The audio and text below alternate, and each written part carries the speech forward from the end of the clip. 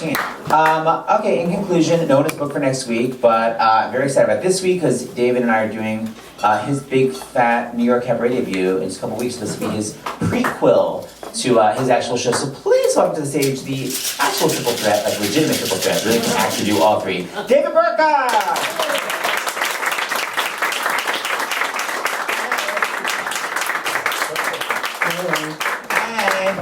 We just came from rehearsal. Where's my bag? I'm gonna need my bag later. Did I leave it out there? You have it? Okay, so it's just gonna use it. All right, plant it, James. Sitting? No. What are we doing? Sit the hell down. All right. Okay, let's start from the beginning. So, Burtka, where are you from? I am from, I was born in Dearborn, Michigan, grew up in Detroit area, around In the Plymouth. actual city or in the suburbs? Suburbs, you know, just like 20 minutes outside, so you actually could feel the city still.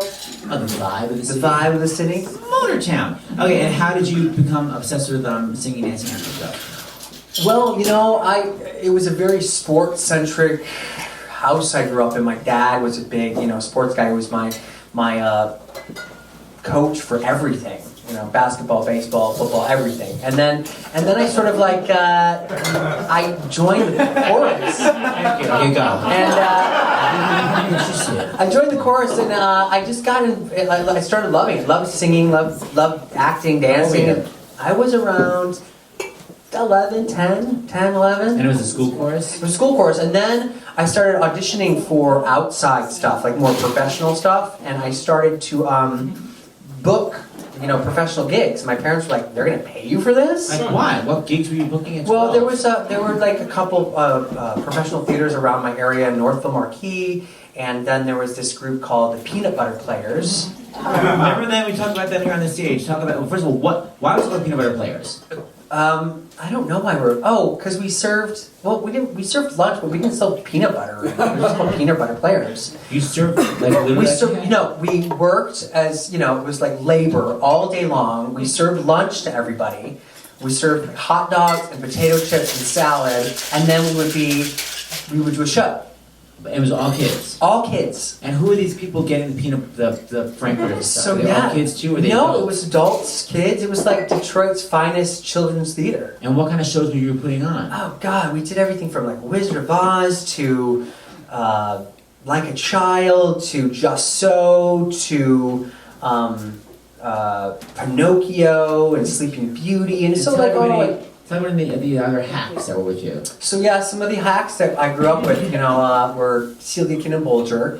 Knew her since she was 9 years old. Sutton Foster, Hunter Foster. They were all Peanut Butter Players. Aaron Dilley, Heather Dilley, Randy Becker, Danny Gerwin. You guys were all working together at the same time? Oh yeah, we were all working.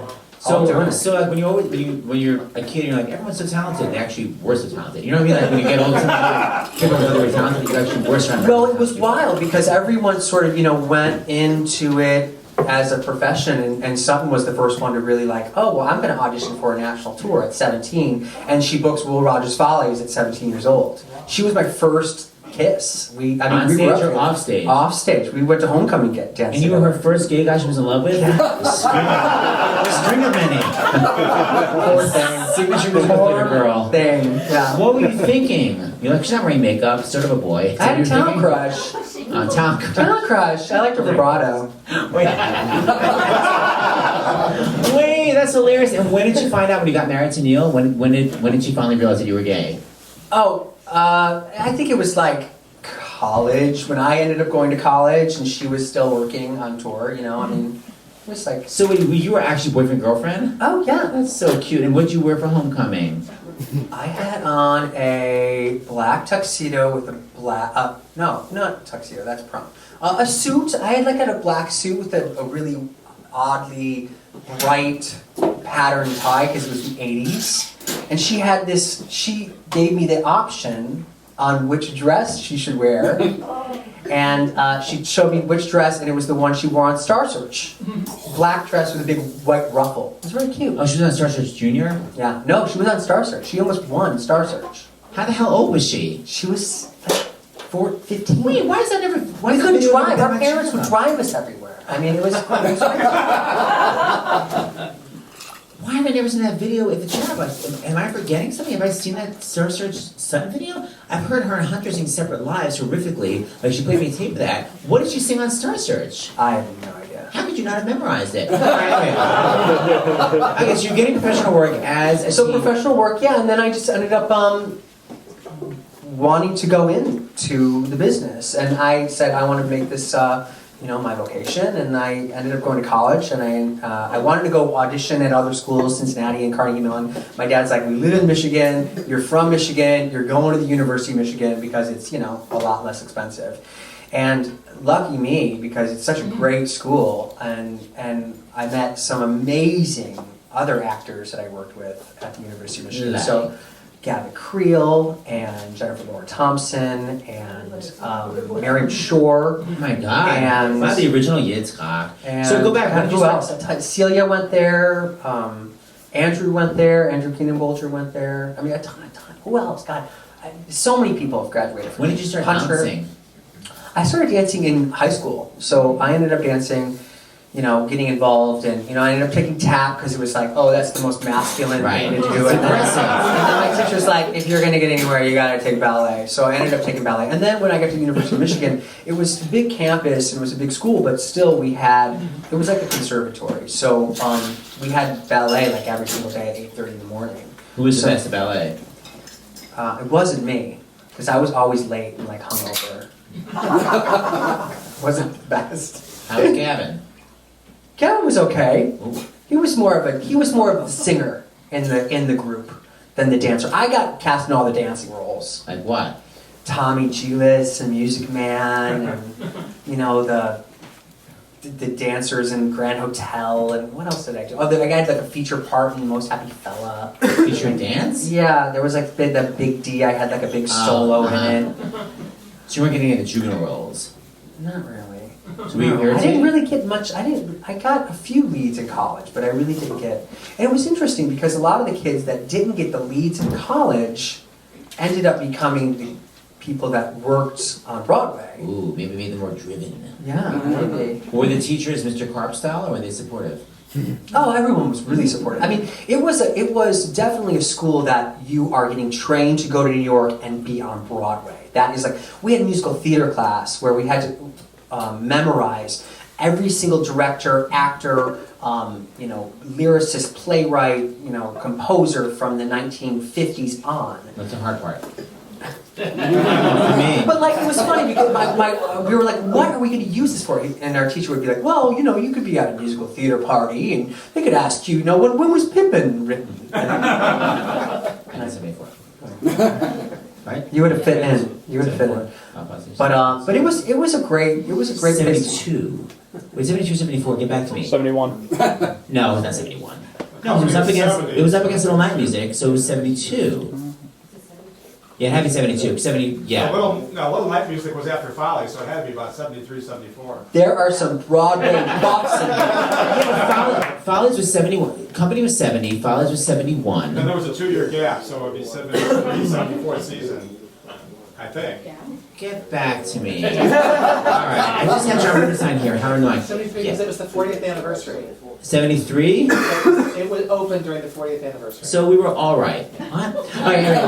Okay, so sounds like an annoying experience. Just like annoying. No, it was memorization. great. I loved college. It was awesome. I'm glad I went there, and it was great because we all got a great education as well as a great education in musical theater. Because everybody who ended up sort of graduating is working now. So you felt like you actually learned something, it wasn't? Oh my God, yeah. I mean, it was nice too because we did a showcase after school after we graduated Yeah, where for agents, most of casting. everyone got agents. So I mean, it was like I never had to do the open call thing and have to my like God. wake up at 5:30. I had roommates that would have to do that and like I'm sure they were really so, pleased that you're like, I have an audition at 1. Wait, what was your showcase song? My showcase song was from Blood Brothers. Oh. I'm Not Saying a Word. That was your only one? Did you have to do like a I did like a trio with this guy named Joe Christensen and oh God, what is his name? He's gonna kill me if I forget it. But he was in the show. He was in Showboat, There was no dancing? original Showboat. No, I did big New York on the Town number with the 3 guys. We did a Oh. whole big dance. on the town thing, and then I did I'm Not Saying a Word. And then we did a couple little like duet and trio things. And what happens, like, after you do that, you get like a packet, right, for who's interested in you. Yeah. That's just so horrible. Headshots and... So some people get a packet where it's just like, nobody's interested. So you got like... Yeah, you know, that first week that I was there, you know, I ended up meeting like 20 different agents, which was great. You know, it was really, really nice. And I had my pick of like some of the greatest agents. That's delicious. So what was your first New York audition, do you remember? Cats on the stage. It was Cats on Broadway. And was it step forward, do a double turn? No, we ended up doing the whole, it wasn't that. We ended up doing, was it that? Isn't that was the first thing you have to do? No, I remember doing, we got typed out first. We all stood in a line and we got typed out. We didn't have to do a turn. And then we ended up learning the opening number of the... And did you know it already? No, well, we had learned, I mean, at school at University of Michigan was great because we learned a lot of the original choreography. They would have choreographers from New York come in and do workshops with us. So we would learn all of the latest, line. you know, Victor Victoria, chorus line, or Cats, whatever. So we learned all of that. So I sort of knew it. And then I ended up singing a 16 bar and I got cut. Rude. Yeah. What part were you up for? I think it was like the Rum Tum Tugger understudy. Sounds like a very typical So, track. Okay, so you got except from that. I think I was really young looking then though. I looked like I was around 14, so I don't think I could have pulled off a Rum Tum Tugger. And then, how are you making money at this time? I moved to New York with like $350 cash and first month's rent paid, and I ended up lying to a 4-star restaurant saying, oh yeah, I have 4-star restaurant experience. And I worked there for about 2 weeks, but literally the day before they fired me, I got the offer to do Children of Eden at Paper Mill Playhouse. Wait, how did you know the day before? Were they like, by the way, tomorrow we're firing? I found out that I got Children of Eden, and then the next day they were like, You're and you're like, it doesn't matter, I quit. I quit, yeah. So wait, what does 4-star experience mean? Like certain rights? Oh yeah, it was like, well, they originally hired me as a bartender, and I had never bartended before, and I was like, oh yeah, sure, I can bartend. Anyone can bartend. Was such an idiot thinking. And I come there with the Mr. Boston's guide to bartender, and the woman's like, you're gonna be a server. So she ended up making me a server, and then it was like 2 weeks, and she's like, look, this isn't working out. And, Did you ever drop anything?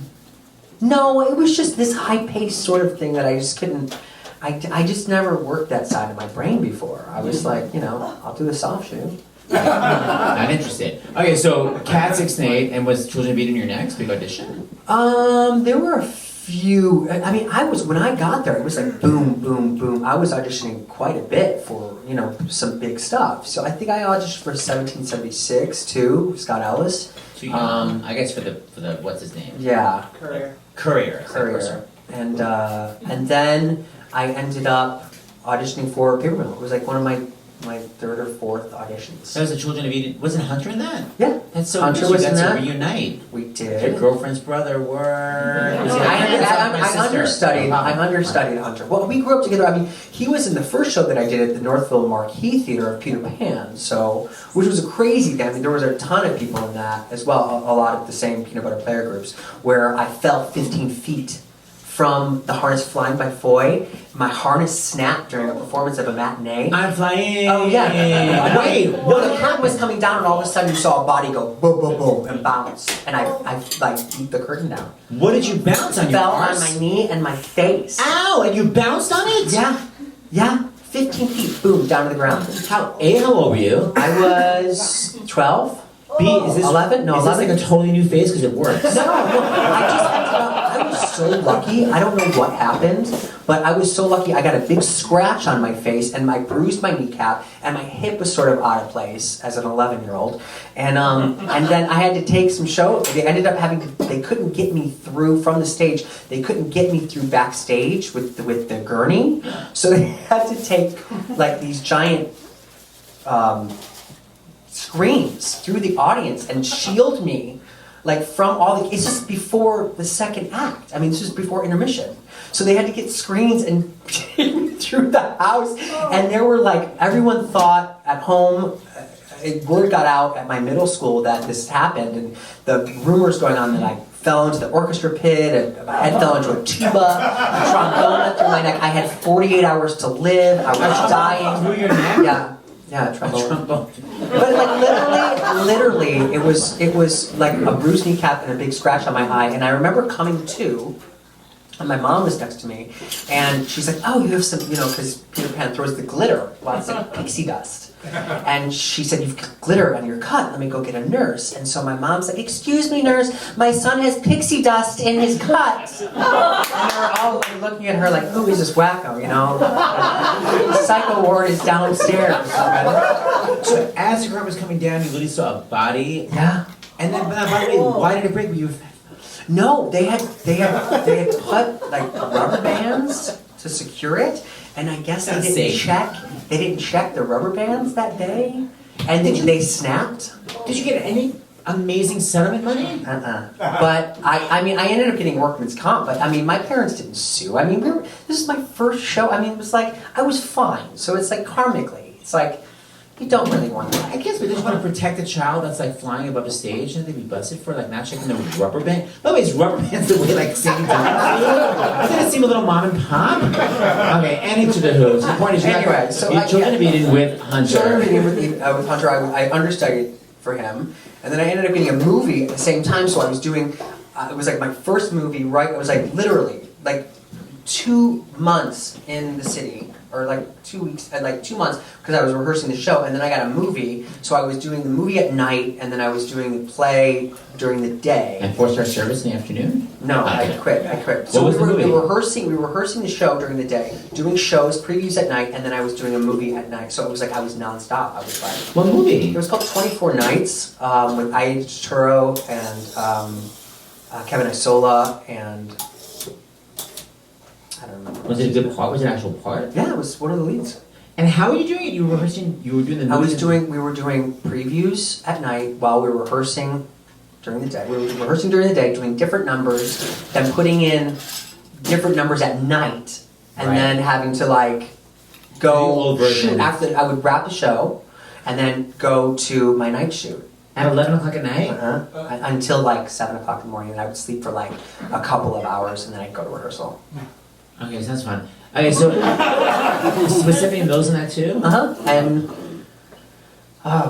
Adrian Zmed. Oh my god, And Darius. Kelly Darius DeHaas and Kelly Rabke? Rabke. It was a great cast. It was Bill, who played God? I don't know. What was it? Anybody? Bill. Robert Johansson. Terrible. It was Robert Johansson. Was it? Anybody look at Jesus? Anybody know that story? Okay, so the point is, okay, Children of Eden, you got to make that album? Yeah. No, I didn't end up getting to make the album because right after Children of Eden, I ended up booking the first national tour of Beauty and the Beast. So I ended up going right on the road, like from that job, I started rehearsals right away for Beauty and the Beast. So when they were doing the cast album, I wasn't able to fly out. What did you have to do for your audition for Beauty and the Beast? I think I sang a 16 bar, and then they had me, it was really strange, because they had me sing a 16 bar, or 24 bar, and then I did like a few movements. That's it. Like I did like a little bit of the choreography that I would have done in the show, and then I was hired. I literally got a call like 2 hours later, you got off. Which utensil? I was a dancing pepper shaker. And I was the stunt beast, but you're not supposed to say that because it's Disney magic. But you if you ever ask how any things are done in the show, you have to say Disney I'm gonna get Magic. sued by Disney now. Okay, so there's not really a stunt piece. No, not stunt beast. And then I covered the carpet, so I had to. Just ironic. Carpet has to do all those flip flips. So yeah, I was a tumbler back then. You didn't have to tumble for your audition. They were like, he'll be fine. I don't remember tumbling.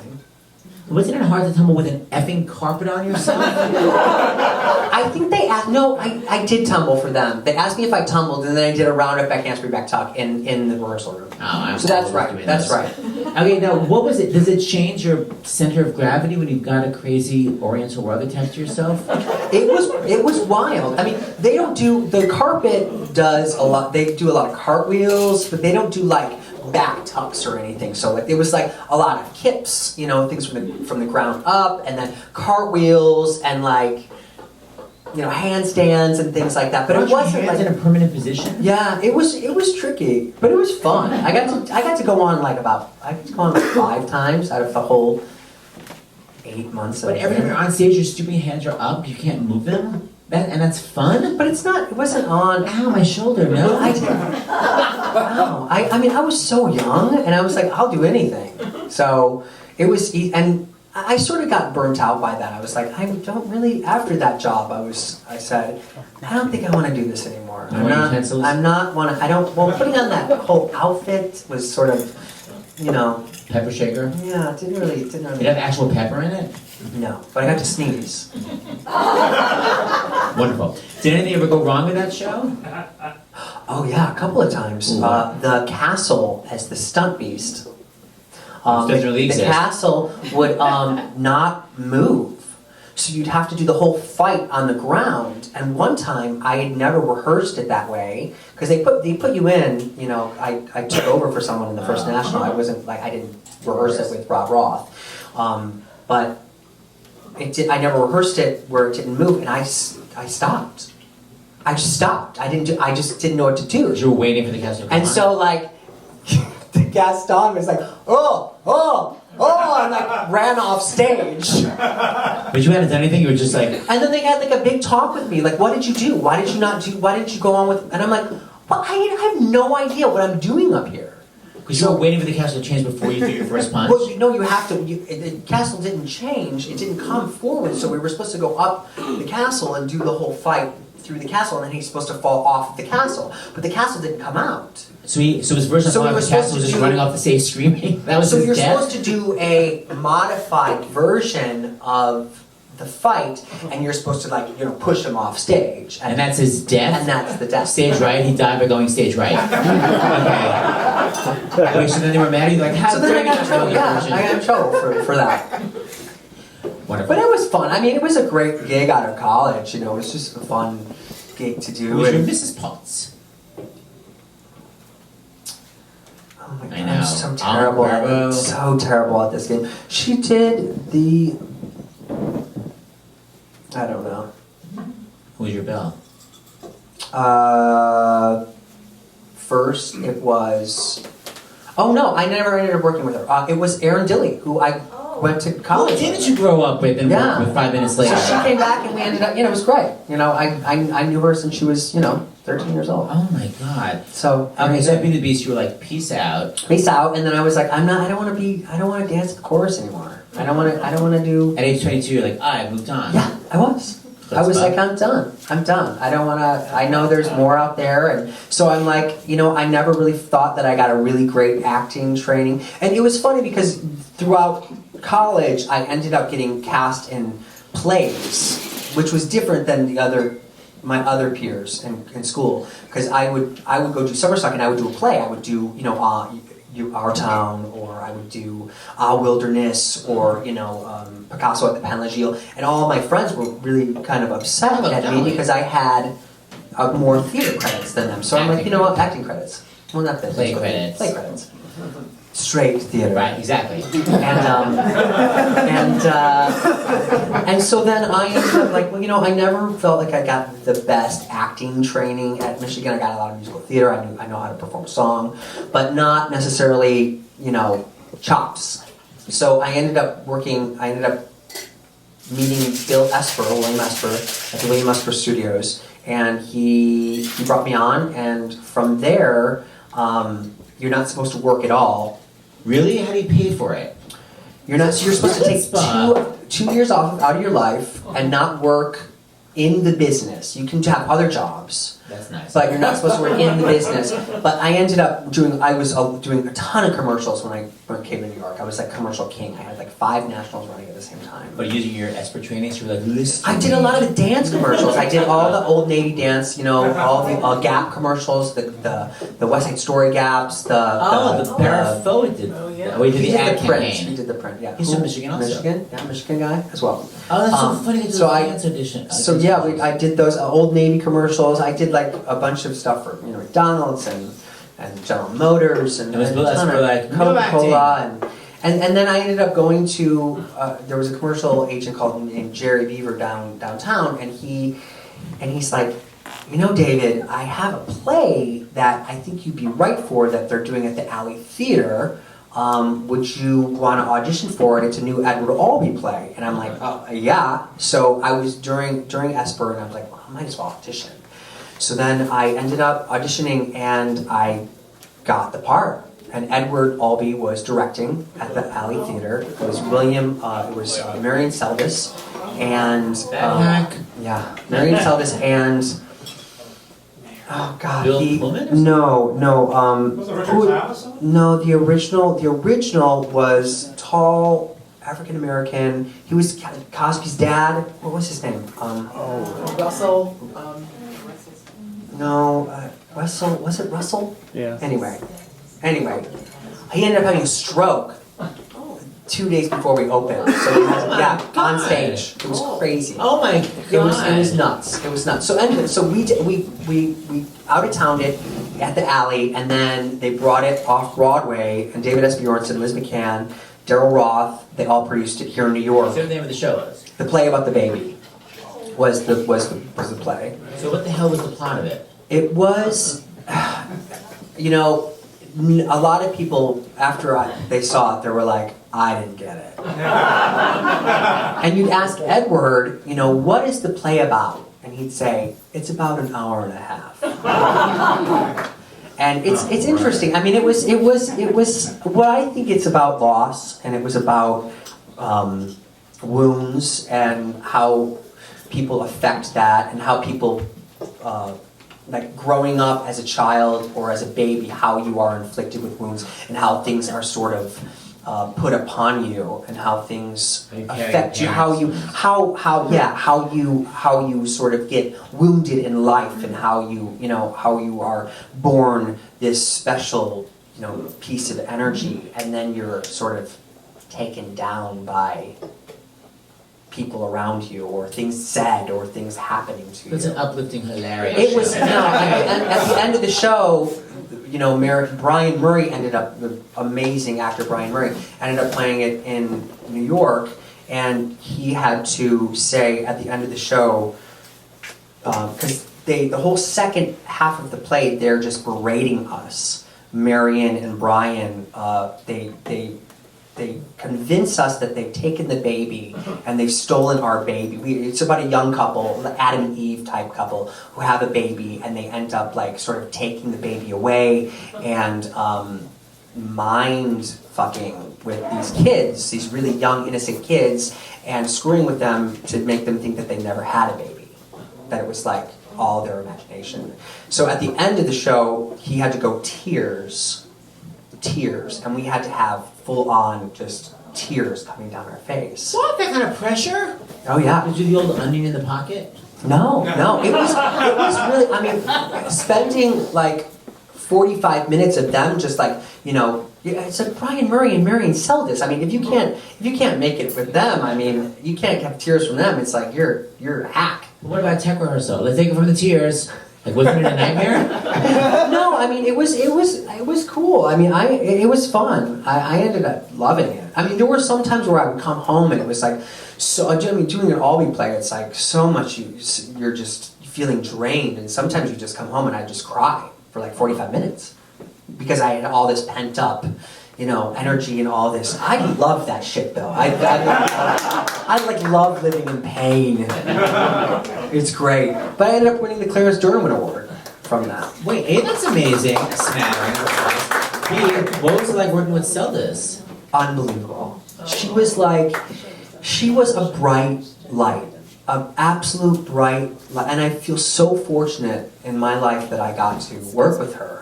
And work with her twice. I mean, we were in Texas together, and we got to work, for a whole 9 months here in New York. What do you feel? Did you learn anything from her? Do you feel like? Oh my God, so much. I've learned so much. I love so many things that she said resonates with me. Like, I would say, you know, because we would be auditioning for other stuff and movies and whatever. And one time I said to her, do you ever feel like you are really upset when you don't get the part? And she's like, oh no, darling. It just means that I just wasn't right for it. It wasn't in my stars. And I mean, she just had this eloquent way of just making you feel like everything was okay. And like, you know, stories of Garson Kanin, and she gave me shirts of his. I mean, I have old shirts of Garson Kanan's shirt. I mean, his old stuff, which is like crazy.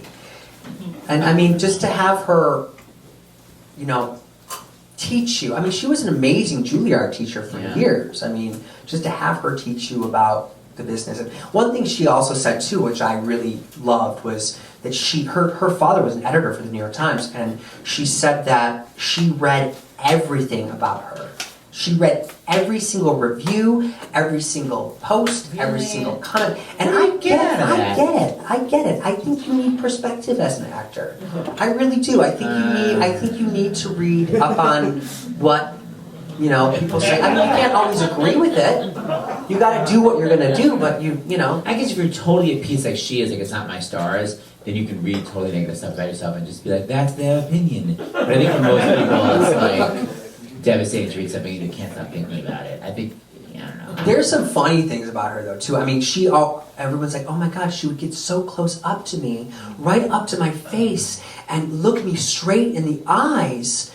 It was like she was so personable to me. And then conversation? And in conversation she would go, oh my bird, my lovely bird, so lovely to see you. And people didn't know that she was blind as a bat. She could not see 2 feet in front of her. And I remember hugging her once during rehearsals, and this was like, I guess it's been going on for 2 weeks, but she's like, oh, don't touch there, I have shingles. She had like shingles for like 3 weeks, and no one knew that she was carrying on like nothing was the matter. She was just amazed about nothing was affecting I mean, her. nothing. She was an iron horse. Incredible woman. I mean, blessed beyond that I got to work with her. Okay, speaking of those shirts she gave you, why didn't you wear any shirts? Apparently that was the show that you were 100% nude the whole show. Yes, I was nude. I was nude in that show quite a bit.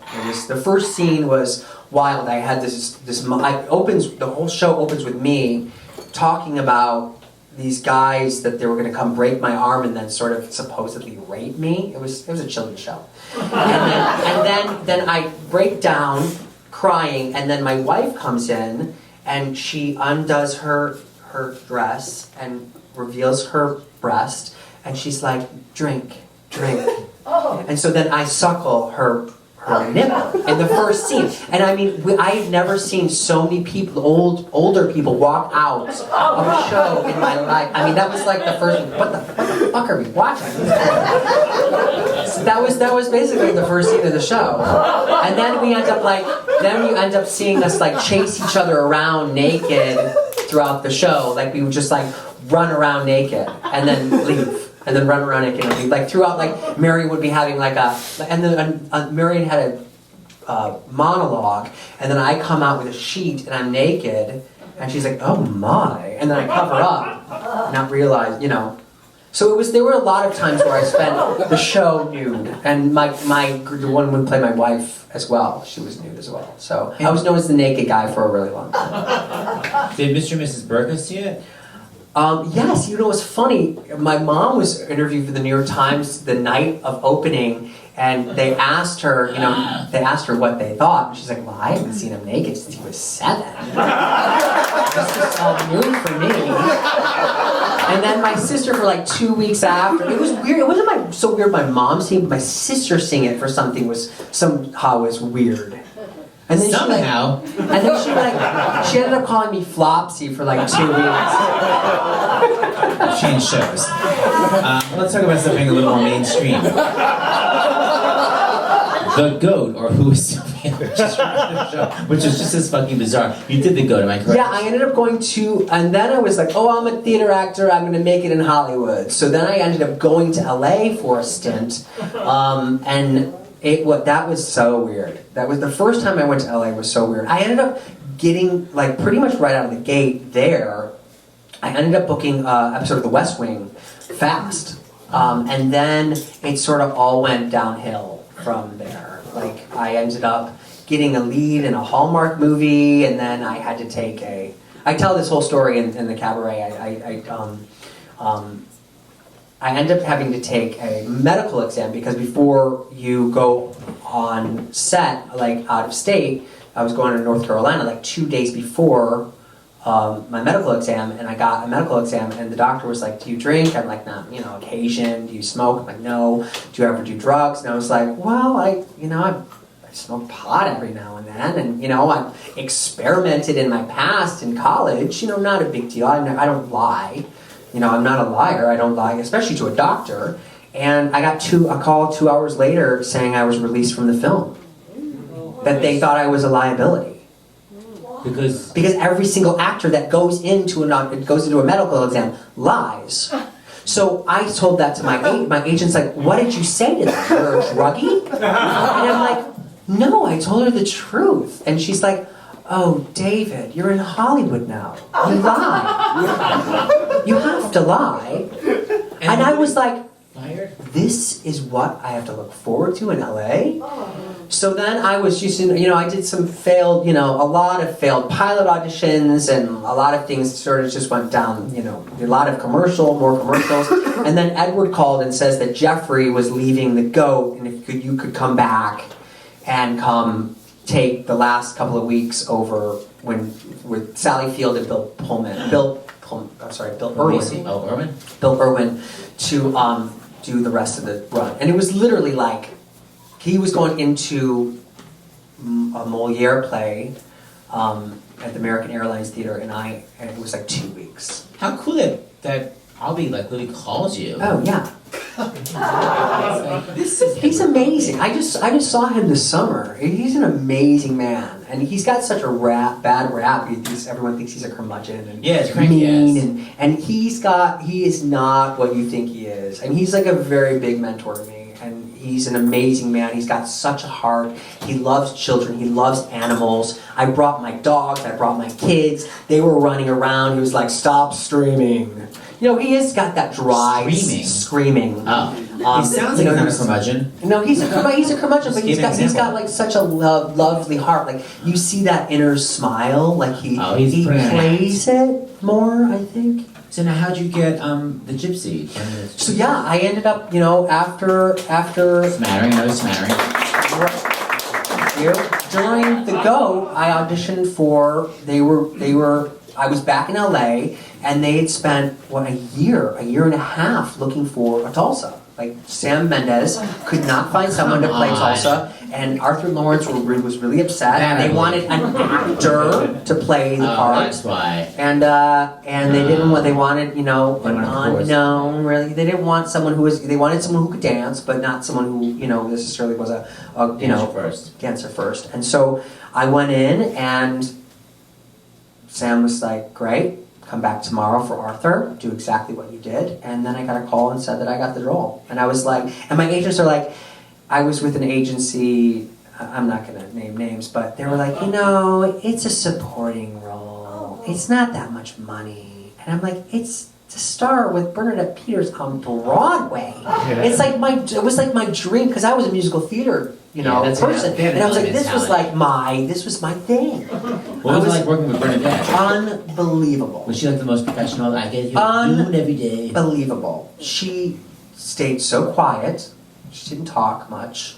When she did, it was very poignant. And she was great, so generous. She would always throw us parties. She gave the girls, like for Christmas, Tiffany rings, and the boys like Tiffany cufflinks. Sterling silver.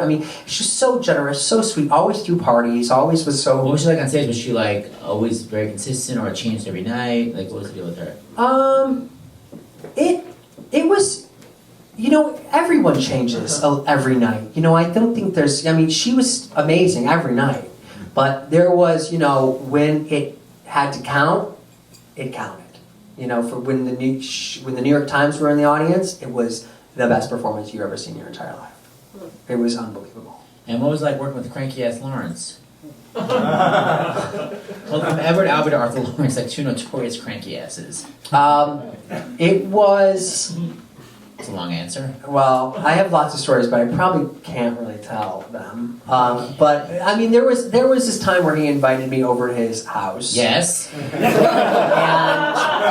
ended up. It was crazy. He was not. It was kind of upsetting because Sam had this vision of what Gypsy was supposed to be in his mind, of like it being the new Cabaret, being really dark and dirty, and had a cigar, he was healing up to strippers, and it was dark and dirty, and we were really, really just, it was like that Cabaret version of The city side of Gypsy. Yeah, like what backstage was, that gritty, dirty, not so nice vaudeville feel. Crabs. And Arthur Lawrence came in and said, "No, you can't do that, you can't do that, you can't do that, you can't do that, you can't do that, you can't do that, you can't do that." And Sam was like, "I hate you. What are you doing to my show?" And it was So you mean he the had chain no door open? Oh yeah, big time. Like at the end of the show, he wanted Bernadette. I don't know if I should be saying this, but I'm saying it anyway. He wanted Bernadette to be just really like mascara running and ugly and mean and raw, and it wasn't allowed. So it was kind of He had unfortunate. that kind of powers that you can't Oh, have yeah, mascara running?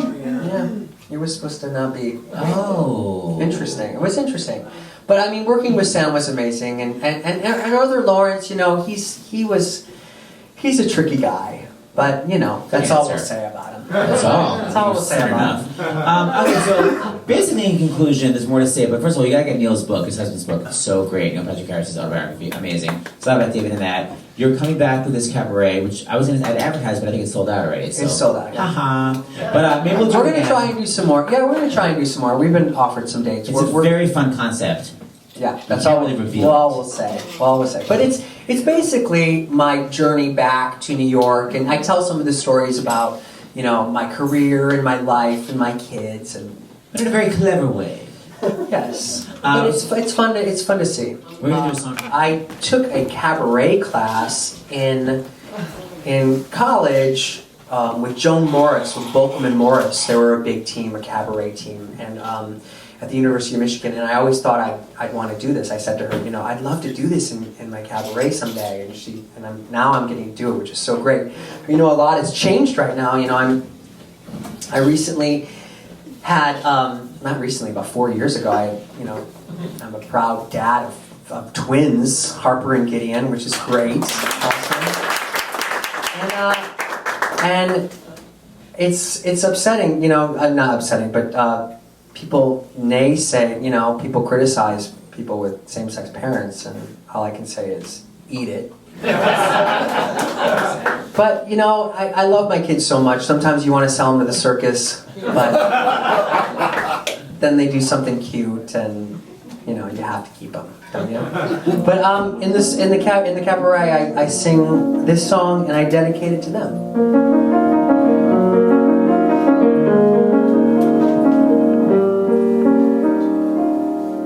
You're clear out of this world when I'm looking at you. I hear out of this world the music that no mortal ever knew. You're right out of a book, a fairy tale I read when I was so high. You're no armor knight out of a book, was more enchanted by a Lorelei than I.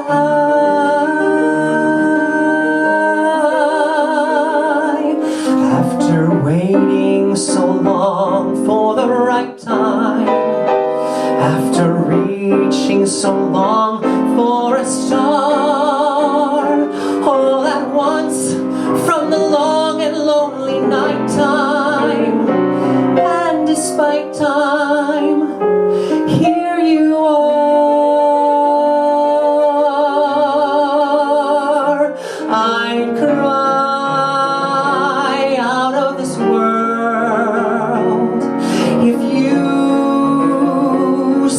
maybe we're through. So let me fly out of this world and spend the next eternity or two with you.